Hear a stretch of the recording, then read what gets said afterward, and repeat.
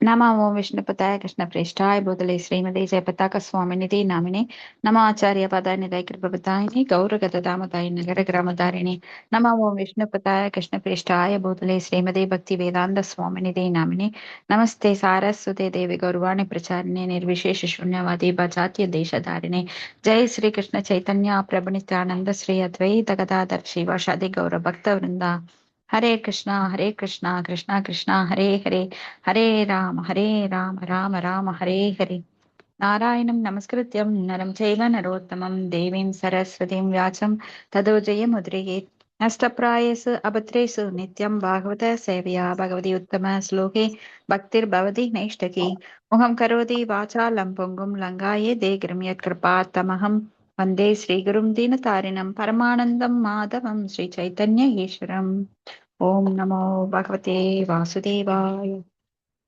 ॐ नमो भगवते वासुदेवाय ॐ नमो भगवते वासुदेवाय His Divine Grace Bhakti Vedanta Swami Srila Prabhupada ki Joy. Hare Krishna. இன்னைக்கு ஆக்சுவலா கிளாஸ் கிடையாது, சாட்டர்டே சண்டே. ஆனா மாயப்பூர் கிளாஸ் இல்லாததுனால நம்ம இந்த கிளாஸ் இன்னைக்கு கன்டினியூ பண்றோம். இன்னைக்கு காண்டம் 4 அத்தியாயம் 21 ஸ்லோகம் 7.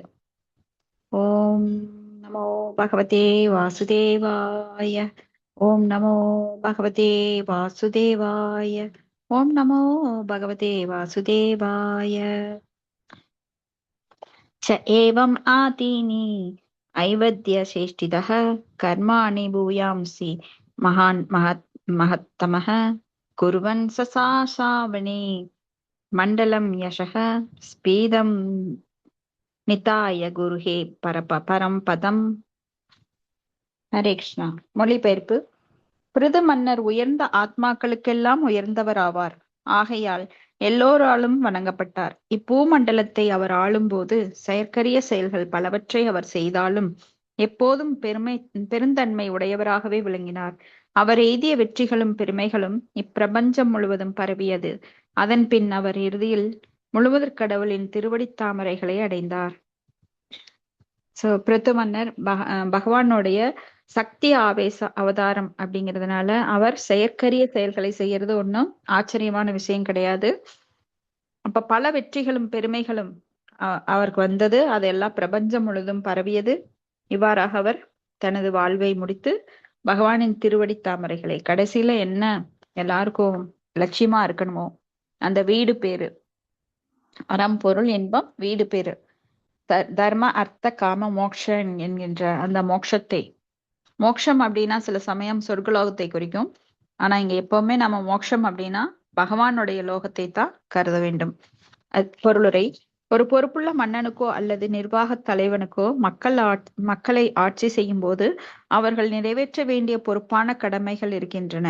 ஓர் அரசன் அல்லது அரசின் முதல் கடமையாவது வேதங்களில் கூறப்பட்டிருக்கும் வேள்விகளை செய்வது. இரண்டாவது, தன் இனத்திற்குரிய கடமைகளை தன் குடிமக்கள் நிறைவேற்றுகிறார்களா என பார்ப்பது. சோ தர்ம சுனிஷ்டித பும்சம் விஸ்வக்ஷேனோ கதாசுய அப்படின்னு சொல்லி ஒவ்வொருவரும் தங்கள் தொழில் கடமைகளை சரிவர செய்கிறார்களா, சத்துவ குணத்திலேயும் ரஜோ குணத்திலேயும் தமா குணத்திலையும் அவரவருக்குரிய கடமைகள், வர்ணாசிரம கடமைகள் இருக்கு, அதை செய்யறாங்களான்னு பார்க்க வேண்டியதோ ஒரு அரசோட கடமை. அது மட்டுமல்ல, வேள்விகளை செய்வதன் மூலமாக அந்த தேவர்களை திருப்திப்படுத்தி அந்த இயற்கையை கட்டுப்பாட்டுக்குள்ள அரசன் வச்சிருப்பான். சோ அங்க பனியோ பஞ்சமோ இருக்காது, பட்டினி இருக்காது, நல்ல மழை வளம் இருக்கும். வேள்விகள் செய்யறதுனால நல்ல மழை வளம் இருக்கும். மக்களுக்கு சரியான தானியங்கள் காலாகாலத்திற்கு உரிய மாதிரி கிடைக்கும். மழை வர்ற நேரத்துல பனியும், பனி வர்ற நேரத்துல வெயிலும் மாறி மாறி இப்பெல்லாம் நடந்துட்டு இருக்குது இந்த கலியுகத்துல. பாத்தீங்கன்னா நம்மளுக்கு வெயில் அப்படின்னா கோடை காலம் அப்படின்னா கோடை, மிக கோடை, மிக மிக கோடை காலம் அப்படின்னு தான் இருக்கோ தவிர இன்னைக்கெல்லாம் நம்மளுக்கு குளிர்காலம்னா எதுன்னே தெரியாது, அந்த அளவுக்கு இருக்கு. நார்த்தன் சைடு எல்லாம் போயிட்டீங்கன்னா குளிர்காலம் எப்பவுமே குளிர் குளிர் குளிர் அப்படின்ற மாதிரி இருக்கு. வெப்பத்துக்கு ரொம்ப வெப்பமா இருக்கும், குளிர்னா ரொம்ப குளிரா இருக்கும். அந்த மாதிரி சில இடங்கள்ல மாறி மாறி நடக்குது. இது ஏன்னா நாம சரியாக வேதங்களை ஃபாலோ பண்றது கிடையாது, வேத கட்டளைகளை பின்பற்றுவது கிடையாது. அப்போ வெவ்வேறு விதமான உயர்ந்த மனிதர்கள் இருக்கிறாங்க. அவங்க வந்து உயர்ந்தவர்கள், மிக மிக உயர்ந்தவர்கள், மிக மிக உயர்ந்தவர்கள், மிக உயர்ந்தவர்கள். இப்படி வெரைட்டிஸ் ஆஃப் பீப்புள் இருக்காங்க. ஆனால் பிருத்து மன்னன் இவர்களை எல்லாம் தாண்டியவர். அவர் உயர்ந்தவர்களிலெல்லாம் மிக உயர்ந்தவர். சத்திரிய இனத்தைச் சேர்ந்த மகாராஜா பிருத்து ஒரு சத்திரனுக்குரிய கடமையை முறையாக நிறைவேற்றினார். சோ அவரது வர்ணாசிரமத்தின்படி எப்படி அர்ஜுனன் வந்து போரில் ஈடுபட வேண்டும், ஏன்னா அவன் ஒரு சத்திரியன் அப்படிங்கிறதுனால பகவான் கிருஷ்ணர் அவருக்கு பகவத்கீதையில உபதேசம் பண்றார், உன் கடமையிலிருந்து தவறாதே, நீ வந்து கண்டிப்பா போர் புரியணும் அப்படின்னு சொல்லி. அது போல இங்க சத்திரியன் கூட கடமையை அவர் மக்களை பாதுகாப்பது, தானம் பண்றது, தர்மம் பண்றது, போர் புரியறது எல்லாமே கரெக்டா பண்ணினார். வேள்வி செய்யறது, பின்னர் அந்தணர்களை பேணி காப்பது தலையாய கடமை. அந்தன சமூகத்தை பாதுகாக்கிறது அரசனோட தலையாய கடமை. சோ அந்தணர்கள், வைசியர்கள், சூத்திரர்கள் எல்லாரும் தங்கள் கடமைகளை செவனே செய்து வாழ்வு முடிவுற்று தெய்வீக உலகை அடைவர். அதுவே பரமபதம். எந்த குலத்தவராக இருந்தாலும் சரி, அவங்களுக்கு பகவானை வழிபடுறதுல எந்த ஒரு தடையும் கிடையாது. எல்லாருமே பகவானை முறையாக வழிபடணும். அப்ப பரம்பதம் அல்லது வைகுண்ட லோகம் போன்றவற்றை பக்தி தொண்டின் மூலமே ஒருவன் அடைய முடியும். அருவ பிரம்மத்தின் இருப்பிடமும் கூட பரம்பதம் என அழைக்கப்படுகிறது. ஏன்னா அருவ பிரம்மம் அது பகவானிடமிருந்து வர்றதுனால அருவ பிரம்மம் அவரிட்டிருந்து வர்ற பிரம்ம ஜோதி, அந்த ஒளிக்கதிர்கள் தான் பிரம்ம ஜோதி அப்படின்னு நினைக்கிறாங்க. அதுவே இறுதின்னு நினைக்கிறாங்க. பிரம்மஜோதி அவர்கிட்ட இருந்தா உண்மையில வருது. பிரம்மனாகி பிரதிஷ்டோகம் அப்படின்னு பகவத்கீதையில நானே பிரம்மனுக்கு ஆதாரம் சொல்றாரு. அப்போ ஒருத்தனுடைய உடல் இருக்கும்போதுதான் அவன்கிட்ட இருந்து இந்த நிழல் உழுகுது. நிழல் தனியா உழுகாது.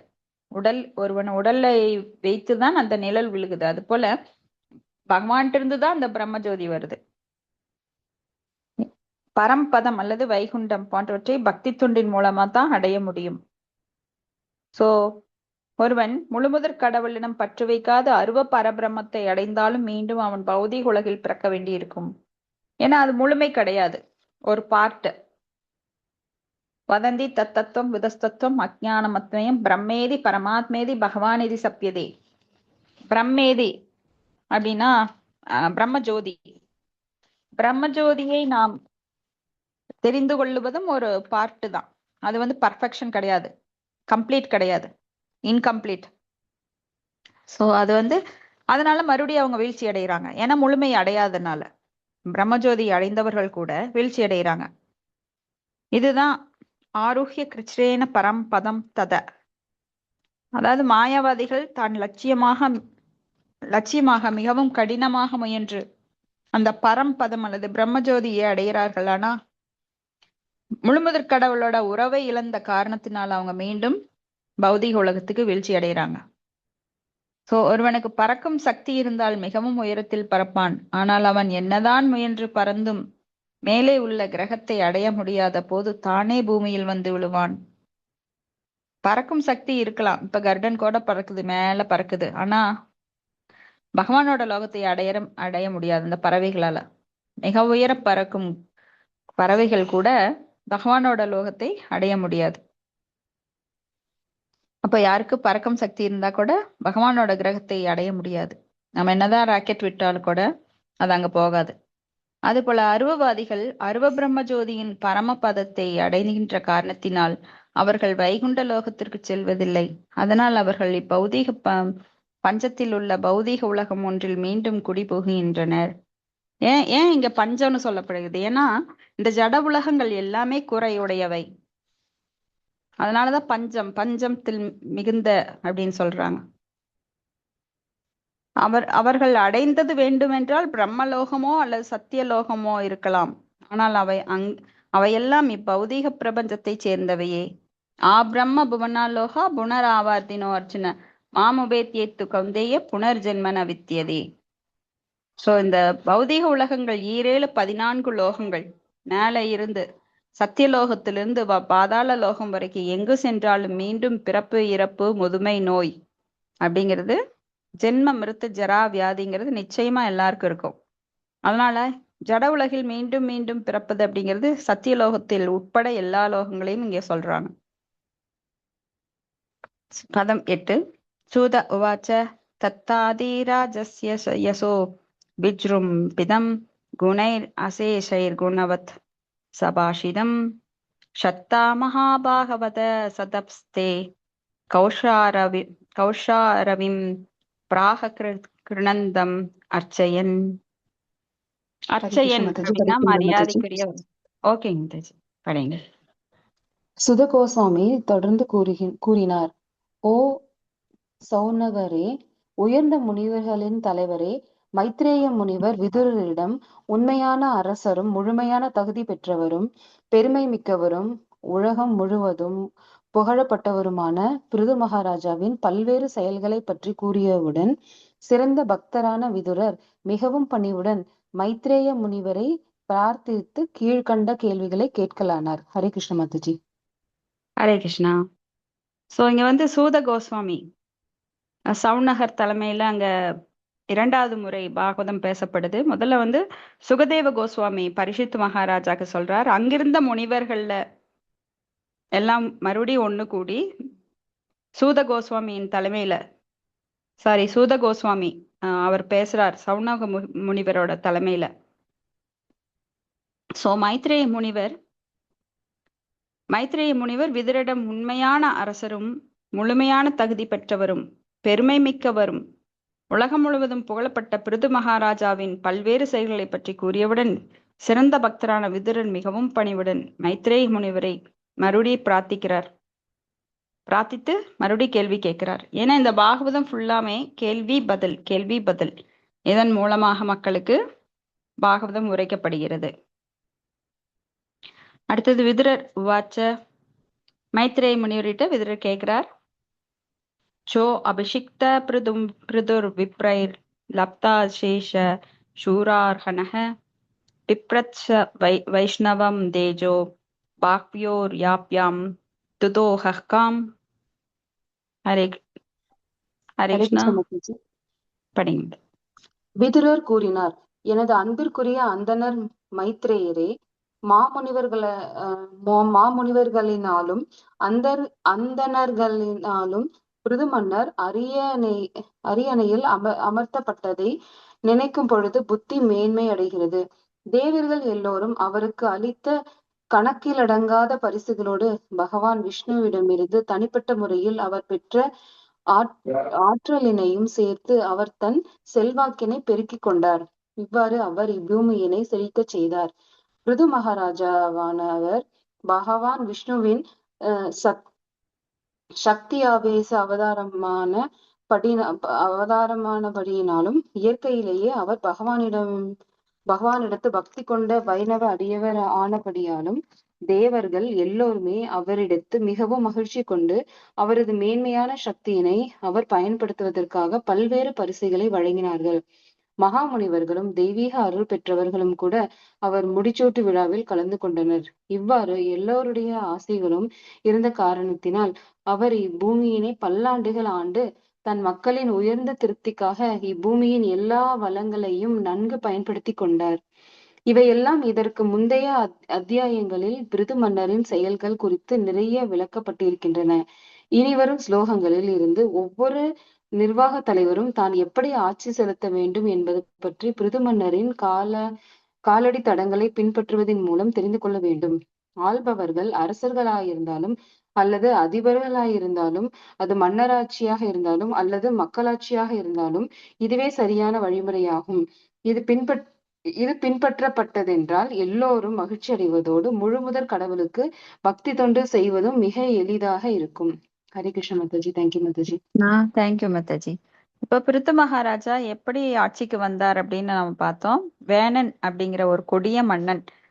அவன் ரொம்ப அட்டூழியங்கள் எல்லாமே தவறான செயல்கள் செய்து இந்த பூமி தாய் அவங்க கிட்ட கோச்சுக்கிட்டு எந்த விளைச்சலையும் தரவில்லை. அங்க ரொம்ப வறட்சி, எங்க பாரு பஞ்சம் தலைவிரித்தாடுகிறது, நோய் தொலைவிரித்தாடுது, கொள்ளையர்கள் கூட்டம் ரொம்ப மகிழ்ச்சியா எல்லா பக்கம் போய் கொள்ளையடிச்சிட்டு இருக்கிறாங்க. இந்த மாதிரி சூழ்நிலையில முனிவர்கள் அங்கெல்லாம் ஒண்ணு கூடி ஆலோசிக்கிறாங்க. அந்த காலத்துல பிராமணர்கள் தான் நல்ல ஆட்சி செலுத்துவதற்கு நல்ல ஐடியாலாம் தருவாங்க. அவங்க தான் ராஜகுருவா இருப்பாங்க. அப்ப இந்த வேணனை நாம ஏன்டா தேர்ந்தெடுத்தோம்? வேற வழி இல்லாம தேர்ந்தெடுத்துட்டாங்க. ஆனா ஆஹ் இந்த வேணனை வந்து வாயால சபிச்சே கொன்னுட்டாங்க. இருந்தாலும் அந்த இடைப்பட்ட காலத்துல, மன்னன் இல்லாத காலத்துல அங்க மறுபடியும் என்னாச்சுன்னா திருடர்கள் அட்டூழியம் பண்ண ஆரம்பிச்சிட்டாங்க. ஏன்னா ஒரு தலைவன் இல்லாத நாடு தறிகெட்டு போயிரும். அப்பதான் வேணனுடைய உடலை கடைய ஆரம்பிச்சாங்க. ஏன்னா வேணன் வந்து துருவ மகாராஜாவோட பரம்பரையில வந்ததுனால, துருவன் மகாராஜா மிகவும் பேறு பெற்றவர், பக்திமான். அவருக்கு துருவ லோகத்தையே பகவான் கொடுத்தார். ஆனா அந்த பரம்பரையில வந்ததுனால இந்த வேணன் உடல்ல அந்த பரம்பரையோட ஜீன் இருக்கும் அப்படின்னு சொல்லி கடைய ஆரம்பிச்சாங்க. ஆனா அந்த முதல்ல வந்ததோ ஒரு கரிய ஒரு அரக்கன் போன்ற ஒரு உருவம். அவன் வந்து பாவங்களை எல்லாம் ஏத்துக்கிட்டான். வேணனோட பாவங்களை எல்லாம் ஏத்துக்கிட்டான். இப்போ புனிதமடைந்த அந்த உடல்ல, பாவங்களற்ற உடல்ல மறுபடியும் கடையும் போது பகவானின் சக்தியாவேச அவதாரமாக பிருத்து மன்னரே வந்து தோன்றினார். ஏன் பிருத்து மன்னர் இங்க வரணும்? பகவானோட சக்தி ஆவேச அவதாரம் ஏன் இங்க வரணும் அப்படின்னா, அந்த அளவுக்கு நாடு கேடுகெட்டு கிடக்குது. ஒரு சாதாரண மன்னன் வந்தா அப்படின்னா அவனால முடியாது அதை சரி செய்யறதுக்கு. ஏன்னா அங்க பஞ்சம், ஊழல், பிணி, பட்டினி எல்லாம் அங்க இருக்கு. ஈவன் பிருத்து மகாராஜா வந்தப்புறம் கூட பூமி தேவி செவிசாய்க்கல, விதைகளையோ பயிர்களையோ கொடுக்கல பூமியிலிருந்து. அதனாலதான் பிருத்து மகாராஜா பூமி தேவியை, பசுவோட வடிவத்தில் இருக்கும் பூமி தேவியை துரத்திட்டு ஓடுறாரு. வாளை எடுத்துக்கிட்டு துரத்திட்டு ஓடுறாரு. அப்ப பிருத்து மகாராஜாவுக்கு பயந்து அவங்க பிரேயர்ஸ் ஆஃபர் பண்றாங்க. நீ வந்து பிருத்து மகாராஜா, நீ பகவானுடைய அம்சம். ஆனா நீதான் என்னைய பூமியிலிருந்து எடுத்துட்டு வந்த. ஹிரண்ய கசிபு என்னை ஹிரண்யாக்ஷன் என்னை ஒழிச்சு வச்சப்போ நீ வந்து என்னை மேல தூக்கிட்டு வந்த. இப்ப மறுபடியும் நீ வந்து என்னை கொல்ல வர்ற. இது என்னது? ரொம்ப வித்தியாசம், முரண்பாடா இருக்குது, கான்ட்ராடிக்டா இருக்கு அப்படின்னு சொல்லி அவங்க கேக்குறாங்க. அந்த பிரேயர்ஸ் எல்லாம் ஆஃபர் பண்ணி அவரை சமாதானப்படுத்தி, பிருத்து மகாராஜா சமாதானப்படுத்தி, அப்புறம் அவங்க பசு மூலமா எப்படி பால் கறக்கிறது? ஒரு கன்றுக்குட்டி. அப்ப பசுவுக்கு கன்றுக்குட்டிக்கு, பசு வந்து கன்றுக்குட்டிக்கு பால் கொடுக்கணும் அப்படின்னா முதல்ல அன்பு வரணும். சோ அதை கறக்கறக்கு ஒரு பால்காரர் வேணும், பால் கறக்கறக்கு ஒரு தகுந்த நபர் வேணும். இப்படி எல்லாம் அவர்கிட்ட சொல்லி அப்புறம் அவங்க ஒவ்வொரு தேவர்களும் வந்து அந்த பசுவிடம், பூமி தேவியிடம் வேண்டுங்கிறதையெல்லாம் கேட்டு வாங்குறாங்க. இப்படியாக பிருத்து மகாராஜா அந்த பூமியை செழிக்க செய்யறாரு. எங்கு பாரு அங்க பாரு பச்சை பசேன்னு செல்வ வளம் நிரம்பி இருக்கு. முதல்ல எப்படி இருந்தது? ஆப்போசிட்டா இருந்தது வேணன் ஆட்சி செய்யும் போது. ஆனா இங்க வந்து ரொம்ப செழுமையா இருக்கு. அவரை மாதிரி யாருமே ஆட்சி செலுத்த முடியாது. அது போல பிருத்து மகாராஜாவோட கேரக்டர் எல்லாம் படிச்சோம் நாம. எப்படி மக்களிடம் அவர் வந்து எளிதில் அணுகும் முறையில, மன்னராக இருந்தாலும் எளிதில் அணுகும் முறையில அவர் ரொம்ப எளிமையானவராக இருந்தார், போற்றத்தக்கவராக இருந்தார், மிகவும் கனிவுடனும் எல்லாருக்கும் பக்தி தொண்டு அப்படிங்கிறத அவர் கொண்டு வந்தார். வேத முறைப்படி ஆட்சி செய்தார், வேத கல்வியை கொடுத்தார். அப்ப இந்த காலத்துல பாத்தீங்கன்னா வேதங்களை மட்டும் ஒதுக்கிட்டு மத்ததெல்லாம் பண்றாங்க. வேர் இல்லாம செடியை கொண்டு வர்றது, பேஸ்மெண்ட் இல்லாம கட்டடம் கொண்டு வர்றது. இன்றைய ஆட்சியாளர்கள் அதைத்தான் பண்ணிட்டு இருக்காங்க. அடிப்படை கல்வி அப்படிங்கிறது வேத கல்வி.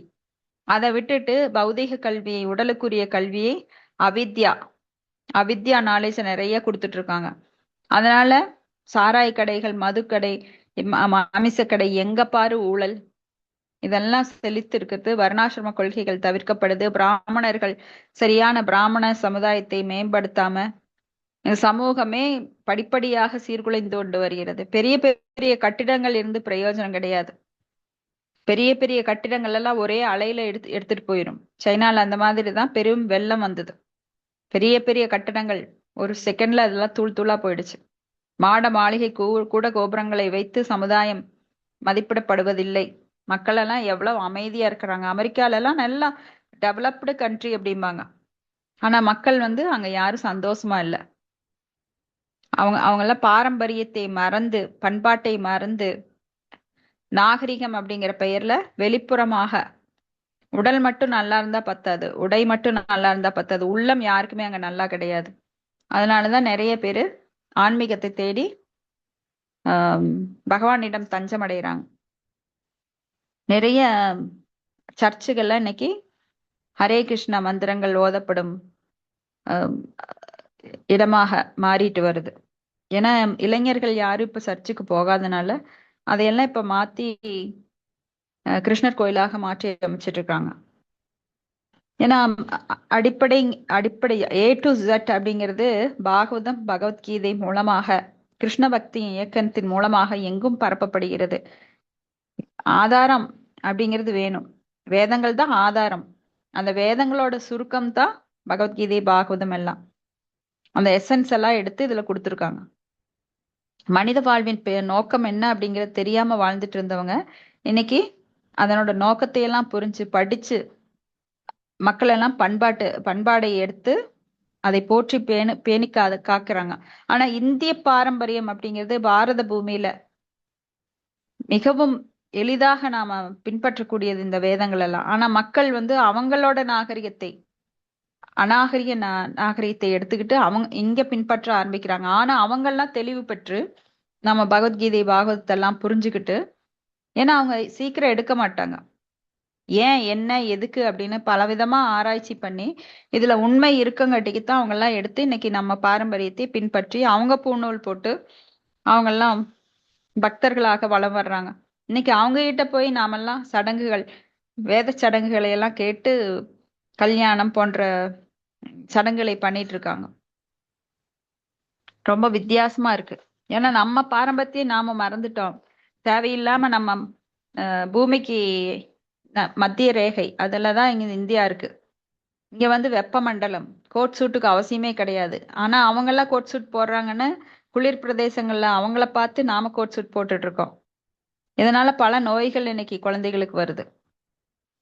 அவங்க வந்து மாமிசம் சாப்பிட்டாங்க. நம்ம பாரம்பரியத்துல இது கிடையாது. அவங்கள பார்த்து இப்ப நம்ம மாமிசம் எல்லாம் எல்லா இடங்கள்லயும் சாப்பிடுறாங்க. பிராமணர்கள் கூட பிறப்பால பிராமணர்களா, பிராமண பந்து, பிராமணர்களுக்கு உறவினர்களா பிராமணர்னு சொல்லிக்கிட்டு மாமிசம் சாப்பிட்டுட்டு இருக்காங்க. இதெல்லாம் வந்து தவறான கொள்கைகள். நம்மளோட பாரம்பரியத்தை எப்பவுமே விட்டு கொடுக்க கூடாது. ஏன்னா இதுல இருக்கிற உண்மை வேற எங்கேயுமே நம்ம கண்டுபிடிக்க முடியாது. உலகத்திலேயே இந்த மதம் சனாதன தர்மம் தோன்றிய இடம் இந்த பாரத பூமி. அடுத்தது ஸ்லோகம் 10. கோனுவ அஸ்ய கீர்த்திம் ந ஸ்ருணோதி அபிஜ்ஞோ யத் விக்ரமோச்சிஷ்டம் அசேஷபூபா லோகச்ச பாலா உபஜீவந்தி காமம் அத்யாபி தன்மே வத கர்ம சூத்தம். ஹரே கிருஷ்ணா. ஹரே கிருஷ்ணா மாதாஜி. பிருது மகாராஜா தன் செயல்களினால் உயர்ந்தவராக விளங்கியதோடு பெருந்தன்மை மிக்க முறையில் அவர் ஆட்சி செலுத்திய விதமும் எல்லா அரசர்களாலும் வெவ்வேறு உலகத்தை சேர்ந்த தேவர்களாலும் இன்னும் பின்பற்றப்படுகின்றது. அப்படி அவர் பெருமைகளை பற்றி கேட்க முயலாதவன் எங்கே இருக்கக்கூடும்? நானும் பிருது மகாராஜாவை பற்றி மேலும் மேலும் கேட்க விழைகின்றேன். ஏனென்றால் அவையெல்லாம் மங்களகரமானதும் ஆகும். பொருளுரை. மகான்கள் மீண்டும் மீண்டும் பிருது மகாராஜாவை பற்றி கேட்டதின் நோக்கம் சாதாரண அரசர்களுக்கும் நிர்வாக தலைவர்களுக்கும் சிறந்த முன்னுதாரணமாகும். ஏனென்றால் இவர்கள் எல்லாம் பிருது மகாராஜாவின் செயல்களின் மீது நாட்டம் கொண்டு அடிக்கடி கேட்போர்களானால் அவர்களது ஆட்சியினையோ அரசாங்கத்தையோ தங்களின் குடிமக்களின் அமைதிக்கும் பலத்திற்கும் ஏற்ற முறையில் நடக்க முடியும். துரதிருஷ்டவசமாக இன்றைய நிலையில் யாரும் பிருது மகாராஜாவை பற்றி கேட்பதற்கோ அல்லது அவரது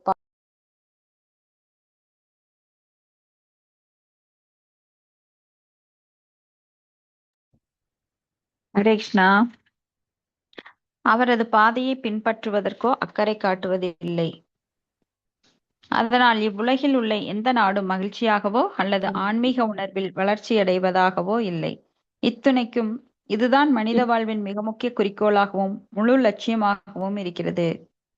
மாதாஜி, உங்களோட கனெக்ஷன் சரியில்லை மாதாஜி. ஓகேங்க. சோ பிருது மகாராஜாவின் செயல்களை பற்றி மீண்டும் மீண்டும் கேட்பதனால் என்ன உண்டாகும்னா மங்களம் உண்டாகும். இன்றைய ஆட்சியாளர்கள் முக்கியமா இதை பத்தி திரும்ப திரும்ப கேட்கறதுனால தாங்கள் செய்யும் ஆட்சிக்கும் இந்த நல்ல ஆட்சிக்கும் வித்தியாசத்தை புரிந்து அவங்க தங்களை சீர்திருத்த முடியும்.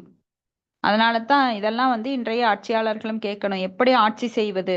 ஆட்சி செய்வது தனக்காக கிடையாது, தனது புகழை பரப்பதற்காகவும் தங்கள் குடும்பத்தை பாதுகாப்பதற்காகவும் லஞ்சம் ஊழல் இதை பண்றதுக்காகவும் ஆட்சியாளர்கள் வரக்கூடாது. மக்களுக்கு நன்மை செய்வதற்காகவே. ஏன்னா நாட்டின் மக்கள் செய்யும் பாவங்கள்ல 1/6 மன்னனுக்கு சேரும். அதை அவன் நினைவுல வச்சு ஆட்சி செய்யணும். இல்லைன்னா அவனுக்கு தான் கேடு உண்டாகும். ஏன்னா இதெல்லாம் விட்டில் பூச்சி வாழ்க்கை. இதுல நம்ம ஆட்சியாளர்கள் நான் தான் தலைவன்ற அகங்காரத்துல அவன் ஆட்சி பண்ணினானா பின்னாடி அவனுக்கு நிறைய வருந்த வேண்டிய வரும். ஏன்னா நரகத்துக்கு போக வேண்டிய சூழ்நிலை. அவனுடைய ஆட்சி காலத்துல மக்கள் என்னென்ன பாவம் பண்றாங்களோ அதெல்லாம் அவனுக்கு போய் சேர்ந்துரும். ஸ்லோகம் 11. மைத்ரேய உவாச்ச கங்கா யமுனாயோர் நத்யோர் அந்தரா கஷேத்திரம் ஆவச்சன் ஆரப்தான் ஏவ புபுஜே போகான் புண்ணிய ஜிஹாஷயா. ஹரே கிருஷ்ணா. நானே படிக்கிறேன். சுந்தரி மாதாஜி படிக்கிறீங்களா? படிக்கிறேங்க மாதாஜி. உங்களோட கனெக்ஷன் சரியில்லை மாதாஜி, விட்டு விட்டு வருது. விட்டு விட்டு வெளியில வருது. வந்துட்டேங்க மாதாஜி. படிங்க. மாமுனிவர் மைத்ரேயர் விதுரரிடம் கூறினார், எனது அன்பார்ந்த விதுரனே, மகாராஜா பிருது கங்கை யமுனை என்ற 2 நதிகளுக்கும் இடையே இருந்து நிலப்பகுதியில் வாழ்ந்தார். எல்லாவித செல்வ வளங்களும் பெற்ற அவர் தனது கடந்த காலத்தில் செய்த புண்ணிய செயலின் பலன்களை குறைப்பதற்காக தமது நல்லதிஷ்டத்தை அனுபவிப்பது போல் தோன்றியது. பொருளுரை. நற்செயல் தீச்செயல் என்று சொல்வதெல்லாம் சாதாரண உயிர்களின் செயல்கள் குறித்து பேசப்படுவதாகும். ஆனால் பிருது மகாராஜாவோ பகவான் விஷ்ணுவின் அதிகாரம் பெற்ற அவதாரமாகையால் அவர் நற்செயல் தீச்செயல் போன்றவற்றின் பலன்களுக்கு ஆளாகிறவர் அல்ல. இதற்கு முன்பே நாம் விளக்கி இருக்கின்றபடி ஒரு உயிர் பரமபுருஷ பகவானால் ஒரு குறிப்பிட்ட நோக்கத்திற்காக அதிகாரம் அளிக்க பெற்றது என்றால் அது சத்தியாவேச அவதாரம் ஆகும். பிருது மகாராஜா சத்தியாவேச அவதாரம் மட்டுமன்றி உயர்ந்த பக்தரும் ஆவார். ஒரு பக்தன் தன் முன் வினை பயன்களினால் பாதிக்கப்படுவதில்லை. பிரம்ம சம்ஹிதையில் இது கர்மாணி நிர்தஹி கிந்துச்ச பக்த பாஜாம். பக்தர்களின் முன்னை நற்செயல் தீச்செயல்களின் பயன்கள் அவர்கள் பாதிக்காமல் முழுமுதற் கடவுளினால் செயலிழக்க செய்யப்படுகின்றது. ஆராப்தான் ஏவ என்பது முன்வினை பயனால் கிடைத்திருக்கின்றது என்பது ஆகும். பிருது மகாராஜாவை பொறுத்தமட்டில் முன்வினை பயன் என்ற கேள்விக்கே இடமில்லை. ஆனாலும் ஏவ என்றும் அது சாதாரண மனிதர்களோடு ஒப்பிடுவதற்காகவும் ஆகும். பகவத்கீதையில் பகவான் கூறுகிறார், அவஜானந்தி மா மூடா. இதன் பொருள் என்னவென்றால், சில நேரங்களில் மக்கள் முழுமுதற் கடவுள் அவதாரத்தை கூட சாதாரண மனிதன் என்று தவறாக புரிந்து கொள்கிறார்கள் என்பதாகும். முழுமுதற் கடவுளோ அவரது அவதாரங்களோ அவரது பக்தர்களோ பார்வைக்கு சாதாரண மனிதர்களைப் போல தோன்றலாம். அதற்காக அவர்களை சாதாரண மனிதர்களாக கருதக்கூடாது. அதுபோல் சாத்திரங்களாலும் ஆச்சாரியர்களாலும் ஒத்துக்கொள்ளப்படாத ஒரு சாதாரண மனிதனை அவதாரமாகவோ பக்தனாகவோ ஏற்றுக்கொள்ளக்கூடாது. சாத்திரங்களின் ஆதாரங்களை கொன்று சனாதன கோஸ்வாமி சைத்தன்ய மகாபிரபு முழுமுதற் கடவுளான பகவான் கிருஷ்ணரின் அவதாரம் என்று கண்டுபிடித்தார். இத்தனைக்கும் பகவான் சைத்தன்யர் இவ்வுண்மையினை எவரிடத்தும் சொல்லவில்லை. ஆகையினால் தான் ஆச்சாரியரோ அல்லது குருவையோ சாதாரண மனிதனாக கருதக்கூடாது என்று பொதுவாக பரிந்துரைக்கப்படுகிறது. ஹரே கிருஷ்ணா. தேங்க்யூ. ஹரே கிருஷ்ணா. தேங்க்யூ மாதாஜி.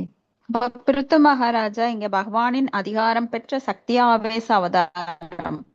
அதனாலதான் அவர் நற்செயல் இந்த பலன்களுக்கு ஆளாகிறது கிடையாது. நற்செயலோ தீச்செயலோ புண்ணியமோ பாவமோ, ஏன்னா இந்த இருமைகளுக்கு அவர் ஆளாகிறது கிடையாது. அப்போ பிருத்து மகாராஜா மிக உயர்ந்த அவதாரம், பகவானோட அவதாரம், சக்தியாவேச அவதாரம். அதனால அவருக்கு புண்ணியமோ பாவமோ போன்ற கர்ம வினைகள், நம்மளுக்கெல்லாம் ஒரு செயல் செய்தா அதற்கு 2 விளைவுகள் இருக்கும். ஒண்ணு நல்லது, இல்ல கெட்டது, இல்ல புண்ணியம் பாவம், இப்படி மாறி மாறி வரும். ஆனா பக்தர்கள், உயர்ந்த பக்தர்களுக்கோ பகவானுடைய அவதாரங்களுக்கோ பகவானுக்கோ அந்த கர்ம விளைவுகள் கிடையாது. ஏன்னா நாமெல்லாம் முக்குணங்களால் அந்த மாயா அப்படிங்கிற இல்யூஷன் எனர்ஜினால ஆட்டுவிக்கப்படுபவர்கள். ஆனா அவங்கெல்லாம் அதற்கு அப்பாற்பட்டவர்கள். நம்மளுக்கெல்லாம் குணங்கள் ஆட்டுவிக்கின்றது நம்மை. அவங்களாம் நிர்குணா அப்படிங்கிற குணங்களுக்கு அப்பாற்பட்டவர்கள் அப்படின்னு அர்த்தம். நிர்குணா அப்படின்னா பிரம்ம சம்ஹிதையில கூட பிரம்மா சொல்றாரு இல்லையா, பக்தர்கள் முன்வினை நற்செயல் தீச்செயல் பாவங்களின் பயன்களால்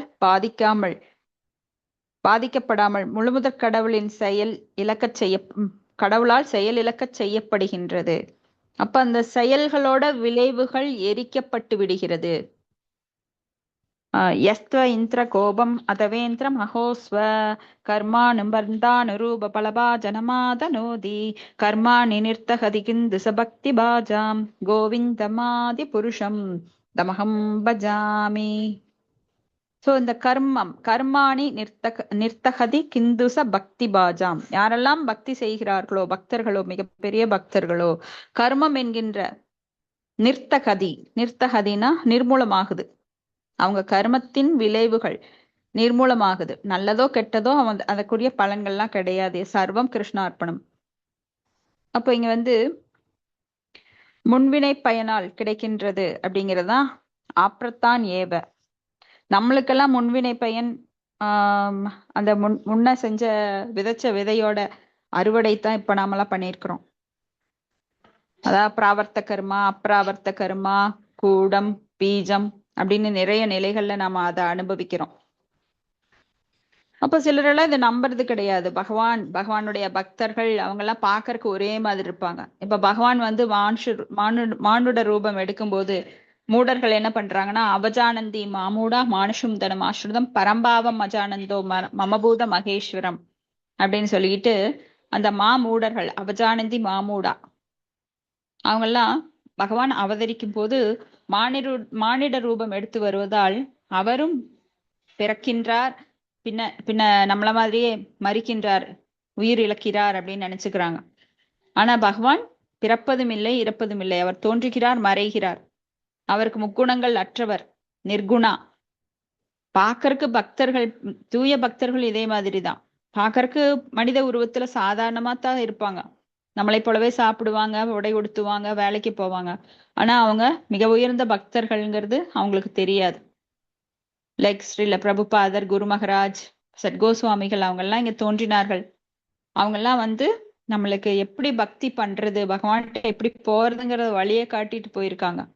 ஆனா அவங்க சாதாரண மனுஷர்களா நினைக்கிறவங்க கண்டிப்பா அவங்களோட அறிவுரைகளை ஏற்றுக்கொள்ள மாட்டார்கள், மாமூடர்கள் அவர்கள். ஏன்னா அவங்க சாதாரண மனுஷனா கருதக்கூடாது. ஒரு ஆச்சாரியர்களாலோ சாஸ்திரங்களாலோ ஒத்துக்கொள்ளப்படாத ஒருத்தரை நாம அவதாரமாவோ பக்தராவோ ஏற்றுக்கொள்ளக்கூடாது. நிறைய கடவுள் அவதாரம் சொல்லிக்கிட்டு போலி மனிதர்களை நம்பி ஏமாறுவாங்களோ தவிர உண்மையான பக்தர்களை அவங்களுக்கு அடையாளம் காண தெரியாது. இதுக்குதான் சுக்ருதி வேணும். கொஞ்சமாவது சுக்ருதி இருந்தாதான் அந்த பக்தி தொண்டுக்குள்ள அவங்களால வர முடியும், பக்தர்களை அடையாளம் காண முடியும், அவர்கள் அறிவுரைகளையும் ஏற்றுக்கொள்ள முடியும். மற்றவங்களால அதை ஏத்துக்கவே முடியாது. ஏன்னா அவங்களுக்கு சுக்ருதி இல்லை. என்னதான் பெரிய பணக்காரராக இருந்தாலும், பௌதீகத்துல பெரிய படிச்ச முட்டாளாக இருந்தாலும், IAS IPS அப்படின்னு சொல்லிட்டு பெரிய பெரிய டபுள் டிகிரி ட்ரிபிள் டிகிரி எல்லாம் எடுத்திருப்பாங்க. ஆனா பக்தி தொண்டுக்கு அவங்களால வர முடியாது. தன்னை அறியும் விஞ்ஞானத்தை அவங்க ஒத்துக்க மாட்டாங்க. ஏன்னா அவங்களுக்கு மாயா அபகர்த ஞான ஆசூரம்பாவம் ஆசிரிதம், அந்த மாயை என்கின்ற பெரிய திரை மறைத்திருக்கிறது அவர்கள் அறிவை. அவங்க அறிவுன்னு நினைச்சிட்டு இருக்கிறது எல்லாமே அவித்யா. சோ அது எப்படின்னா பிணத்திற்கு அலங்கரிக்கப்பட்டது போல. இப்ப உயிரோடு இருக்கிறப்போ அலங்காரம் பண்றது வேற, பிணத்துக்கு அலங்காரம் பண்ணுவாங்களா, அது மாதிரி அந்த ஜடப்படிப்பு அப்படிங்கிறது பிணத்திற்கு செய்யப்பட்ட அலங்காரம்.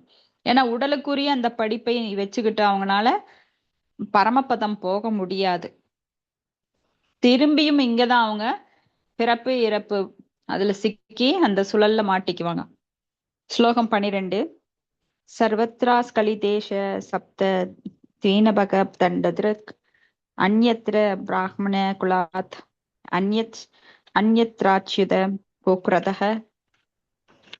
மொழிபெயர்ப்பு. மகாராஜா பிரிது ஓர் ஈடு இணையற்ற மன்னர் ஆவார். பூமி பந்தின் 7 தீவுகளையும் ஆள்வதற்கான செங்கோல் அவரிடம் இருந்தது.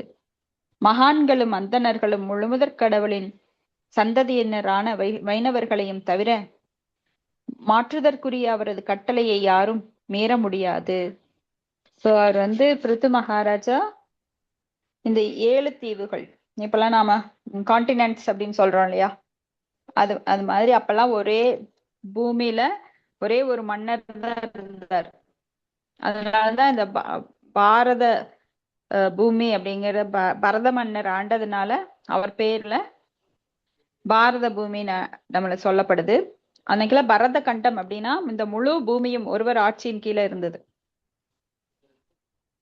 அதனால அவரது கட்டளையை மீற யாராலும் முடியாது. ஒரே அவ்வளவு பெரிய இடத்தையே அவர் ஒருவராக இருந்து ஆட்சி செய்கிறார்.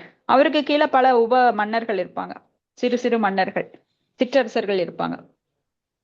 இப்ப சப்த தீபா என்கின்ற 7 பெரிய தீவு, அது ஆசியா, ஐரோப்பா, ஆப்பிரிக்கா, வட அமெரிக்கா, தென் அமெரிக்கா, ஆஸ்திரேலியா, ஒசியானியா என்பது. தற்காலத்தைச் சேர்ந்த மக்கள் சரித்திர காலத்திற்கு முன்பு அல்லது தேவ காலத்தில் அமெரிக்கா போன்ற பிற கண்டங்கள் கண்டுபிடிக்கப்படவில்லை என தவறாக கருதுகிறார்கள். ஆனா அது உண்மை கிடையாது. பிருத்து மகாராஜா சரித்திரத்துக்கு முன்பே ஆயிரக்கணக்கான ஆண்டுகள் இந்த உலகை முழுவதுமே ஆண்டிருக்கிறார். அந்த காலத்துல பூமியின் பல்வேறு பாகங்களை பற்றி அறிந்திருக்கிறார்கள். ஆனா நாமெல்லாம் என்ன சொல்றோம், இப்பதான் அமெரிக்காவை ஒருத்தன் கண்டுபிடிச்சான் அப்படின்னு எல்லாம் சொல்லிட்டு இருக்கோம்.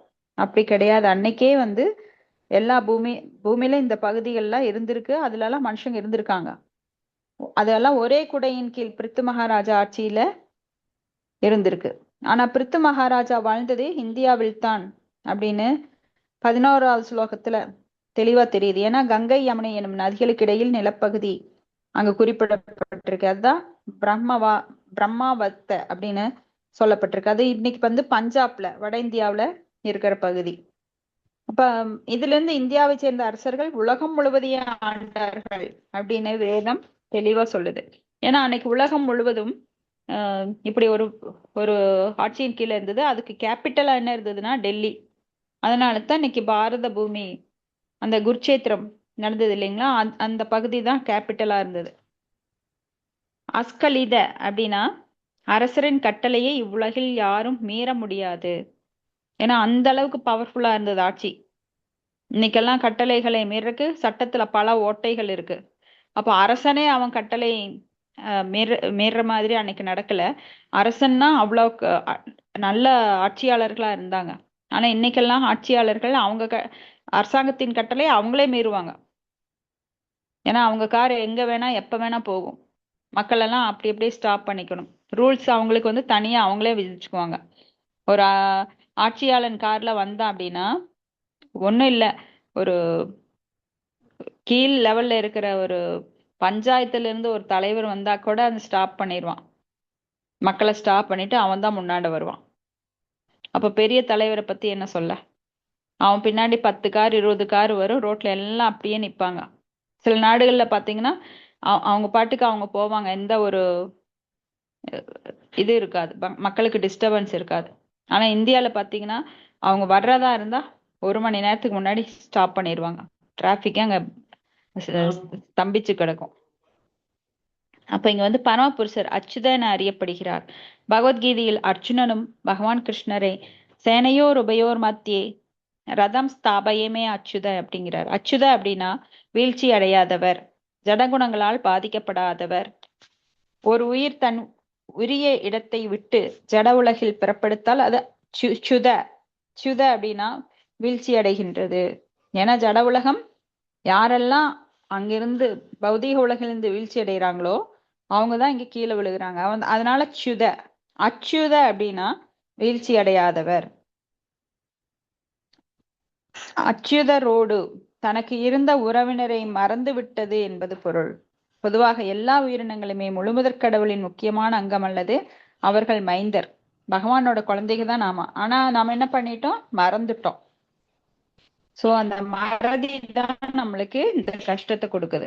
அப்ப ஜட இயற்கையின் குணங்களால் பாதிக்கப்படும் பொழுது இவ்வுயிர்கள் இப்புனிதமான உறவினை மறந்துவிட்டு தாம் எடுக்கும் வெவ்வேறு வடிவத்திற்கேற்ப சிந்திக்கின்றன. மீண்டும் அவை தன் உண்மையான உணர்வுக்கு வரும்போது இவ்வுடல் சம்பந்தமான தகுதிகளை அவன் பார்ப்பதில்லை. இது பகவத்கீதையில் பண்டிதாக சமதர்சினக பிரம்மபூத பிரசன்னாத்மா நாச்சோச்சதி ந காங்ஷதி சமபூதேசு சர்வேசு மக்பக்திம் லபதே பரான். அப்புறம் வித்யா வினய சம்பன்னே பிராமணே கவிஹஸ்தினி சுனிச்சைவ மகாபாகேச பண்டிதாக சமதர்ஷினக. இப்படி பார்க்கலாம். அப்ப பிரம்மபூத பிரசன்னாத்மா பிரம்மத்தை உணர்ந்தவன். அதே போல இங்க பண்டிதன் எனப்படும் மிக உயர்ந்த பக்தன் எல்லாத்தையும் சமமாக பார்க்கின்றான். இப்ப பௌதிக தகுதிகள் ஜாதி, மதம், இனம், நிறம், தேசம் என மக்களிடையே பிரிவுகளை உண்டாக்குகிறது. பல்வேறு விதமான கோத்திரங்களும் குடும்ப பெயர்களும் பௌதிக உடலின் வேறுபாடுகளாகும். ஆனால் ஒருவன் கிருஷ்ண உணர்வினை பெறும்போது அவன் அச்சுத கோத்திரம் என அல்லது முழுமுதற் கடவுளின் சந்ததி ஆகின்றான். ஒரே ஒரு கோத்திரம் தான் இருக்கு. ஏன்னா நாம் எல்லாருமே ஜீவராசிகள் எல்லாமே பகவானுடைய பாட்டன் பார்சல். ஆனா நம்ம உறவை மறந்ததுனாலதான் வேற வேற வடிவம் எடுத்து இந்த பௌதீக உலகில சிக்குண்டு தவிக்கிறோம். அப்போ உடலுக்கு ஏற்ற அந்த வடிவத்துல சிந்தனை நம்மளுக்கு இருக்கு. பெண் அப்படின்னா இப்படி, ஆண் அப்படின்னா இப்படி, நான் தலைவன், நீ தலைவி. இந்த நாடக மேடையில நாமெல்லாம் நிஜமான அந்த நாடகத்துக்கு ஏற்றாற் போல அதையே உண்மை என நினைத்து இங்க செயல்பட்டுட்டு இருக்கிறோம். ஆனா உண்மையில நாமெல்லாம் அச்சுத கோத்திரம். எப்ப நாம கிருஷ்ண உணர்வை எடுக்கிறோமோ, கிருஷ்ணருடைய பாட்டன் பார்சல், நாம தான் அவருடைய சேவகர்கள், அவர்தான் அனுபவிப்பாளர். அகம் போக்தா அகம் கர்த்தாங்கிற எண்ணத்தை விடுத்து பகவான் தான் போக்தாராம் யக்த தபசாம் சர்வலோக மகேஸ்வரம், அவர்தான் எல்லா உலகுக்கும் மகேஸ்வரன், அவர்தான் போக்தா அனுபவிப்பாளர், நாமெல்லாம் அனுபவிக்கப்படுபவர்கள், அவர்தான் கர்த்தா. கர்த்தாகமிதி மன்யதே. நாமெல்லாம் என்ன நினைச்சிருக்கிறோம்? அகங்கார விமூடாத்மா கர்த்தாகமிதி மன்யதேன்னு. ஆனா உண்மையான கர்த்தா யாரு? அவர்தான். நாமெல்லாம் முக்குணங்களால் ஆட்டுவிக்கப்படுகிறோம். ஆனால் அவர் அந்த மாயையும், நம்மளை ஆட்டுவிக்கின்ற அந்த மாயையும் அவர் ஆட்டுவிக்கின்றார். அதனால அவர்தான் கர்த்தா. அவர் இல்லாம இந்த உலகத்துல எந்த வேலையும் நடக்காது. இந்த பௌதிக உலகையும் சரி, ஆன்மீக உலகையும் சரி கட்டி காப்பவர் அவர் ஒருவரே ஒருவர் தான். எல்லாவற்றிற்கும் தலைவர் அவர்தான். ஈஸ்வர பரம கிருஷ்ண சச்சித்தானந்த விக்கிரக அநாதிராதிர் கோவிந்த சர்வ காரண காரணம். இதை உணர்ந்தவர்கள் மீண்டும் பிறப்பெடுப்பதில்லை. ஜென்ம கருமச்சமே திவ்யம் ஏவம் யோவிதி தத்வதக தியக்த்வா தேகம் புனர்ஜென்ம நைதிமா மேதி சோ அர்ஜுன. சோ இத நல்லா புரிஞ்சுக்கிட்டவங்க என்ன பண்றாங்கன்னா கிருஷ்ண உணர்வை எடுத்துக்கிறாங்க. கிருஷ்ணர் தான் அனைத்திற்கும் காரணம், அவரின்றி எந்த காரணமும் விளைவும் கிடையாது. ஆதி காரணம், ஆதி மூலம் அவர்தான். அதனாலதான் கஜேந்திரன் ஆதி மூலமே அப்படின்னு கூப்பிடுறாரு. எல்லாவற்றிற்கும் மூலம் அந்த ஆதி யாரு அப்படின்னா பகவான் கிருஷ்ணர் தான். அப்ப பிருத்து மகாராஜா அந்தணர்கள் மீது அதிகாரம் செலுத்தவில்லை. காரணம், அவர்கள் வேத ஞானத்தில் சிறந்தவர்கள் ஆதலால். அவர் வைணவர்கள் மீது அதிகாரம் செலுத்தவில்லை, ஏனென்றால் அவர்கள் வேத ஞானத்திற்கெல்லாம் மேம்பட்டவர்கள். ஆகையால் தான் இது அர்ச்சையே விஷ்ணோ ஷிலாதீர் குருஷி நரமதிர் வைஷ்ணவே ஜாதி புத்திர் விஷ்ணோ வா வைஷ்ணவானாம் கலிமல மதனே பாத தீர்த்தே அம்பு புத்தி ஸ்ரீ விஷ்ணோர் நாம் ஹி மந்திரே சகல கஷலு शेषब्द सामान्य बुद्धिर विष्णु सर्वेश्वरेश तत्तिदर சமதீர்யஷ்யவா நாரகீஷ. அதாவது எவன் ஒருவன் ஆண்டவனின் சிலையை மரம் அல்லது கல் என்று நினைக்கிறானோ, எவன் ஒருவன் ஆன்மீக குருவானவர் சாதாரண மனிதனின் வாரிசு என நினைக்கிறானோ, எவன் ஒருவன் அச்சுத கோத்திரத்தைச் சேர்ந்த ஒரு வைஷ்ணவரை ஒரு குறிப்பிட்ட ஜாதி அல்லது மதத்தைச் சேர்ந்தவர் என நினைக்கிறானோ, எவன் ஒருவன் சரணாமிர்தம் எனப்படும் புனித கங்கையின் நீரை சாதாரண தண்ணீர் என நினைக்கிறானோ அவன் நரகத்தையே அடைவான். இது பத்ம புராணத்துல சொல்லப்பட்டிருக்கு. சோ இதுல இருந்து தெரிய வர்றது என்னன்னா, பொதுவாக மக்கள் அந்தணர்கள் அல்லது வைஷ்ணவர்கள் நிலைக்கு உயரும் வரை அவர்களால் அரசால் கட்டுப்படுத்தப்படுகின்றனர். அந்தணர் எனப்படும் பிரம்மத்தை உணர்ந்தவர் அல்லது அருவமான முழு மெய்ப்பொருளை அறிந்தவர் ஆவார். வைணவர் எனப்படுபவர் முழுமுதற் கடவுளுக்கு பணிபுரிபவர் ஆவார். சோ ஒரு அரசால் கட்டுப்படுத்தப்பட முடியும் என்றால் அவங்க பிராமணர்களையோ வைஷ்ணவர்களையோ கட்டுப்படுத்தக்கூடாது. ஆனா இந்த காலத்துல எந்த ஒரு வர்ணாசிரம தர்மம் இல்லாதனால எல்லாருமே மேல உட்கார்ந்தவன், அதாவது தமோகுணத்தில் இருக்கிற ஒரு சூத்திரன் இருந்தா கூட அவன் எல்லாத்தையும் கட்டுப்படுத்துறான். ஒரு பிராமணர்களை மதிக்கிறது கிடையாது. அப்ப பிராமணத்தன்மை அப்படிங்கிறதும் குறைஞ்சிருச்சு. அப்ப பிராமணர்கள் அரசருக்கே மிக உயர்ந்த நிலையில இருந்திருக்காங்க. வைணவர்கள், பிராமணன் அப்படின்னா பிரம்மத்தை எறிந்தவன் பிராமணன். ஆனா அந்த பிராமணனுக்கும் மேல வைஷ்ணவன், மிக உயர்ந்தவன். ஓ, அந்த காலத்துல பிருத்து மகாராஜா எப்படி ஆட்சி செஞ்சார்? அவர் பிராமணர்களையோ வைஷ்ணவர்களையோ கட்டுப்படுத்தவில்லை, அவர்களுக்கு மரியாதை தந்தார். அப்படிங்கிறதுல இருந்து சமுதாயம் எவ்வளவு மேம்பட்டு இருக்கு அப்படிங்கிறது தெரிய வருது. ஹரே கிருஷ்ணா. இதோட முடிச்சுக்கலாம். உங்களது கருத்துக்கள் ஏதான இருந்தா நாம பகிர்ந்துக்கலாம்.